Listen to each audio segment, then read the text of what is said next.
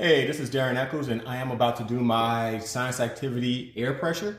So here's my setup here. I have my bowl of water. I have my glass where I've stuffed the tissue in there. When I invert it, the tissue does not fall. So before I get started, the first thing I want to talk about is the various teaching approaches that we can take to teaching science. So I'm going to be using the deductive teaching, which I'm going to introduce the general idea of what we're working on. So my general idea is air, and that air is an invisible and odorless substance. And it does have the capacity to move objects. So I'm just going to leave it at that for my students, but we're going to go ahead and start the experiment. But as we go through the experiment, we're going to find out what happens to the tissue when it's submerged into water and why. So I'm going to go ahead and start it out, slowly submerging it into the water. So it's important that you make sure that the rim of the glass touches the bottom of the glass, of the bowl. So now I'm going to bring this out, lift the glass from the water, and I'm going to find out what happened with the tissue. Is it wet? So I'm going to carefully pull it out.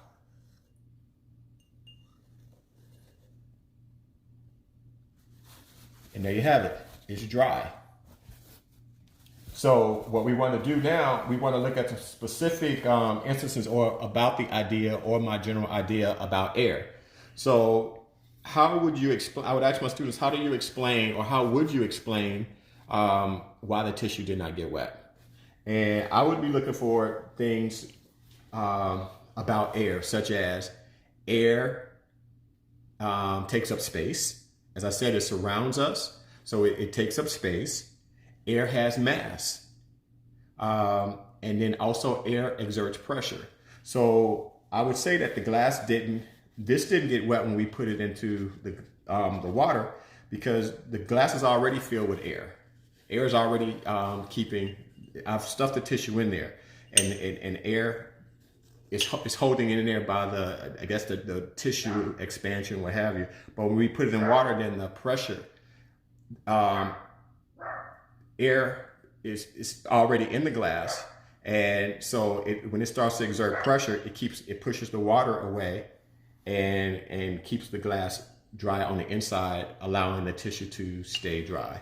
So basically, the three things that I want students to know, or the four things, that air is an invisible and odorless gas, which is a substance, and it has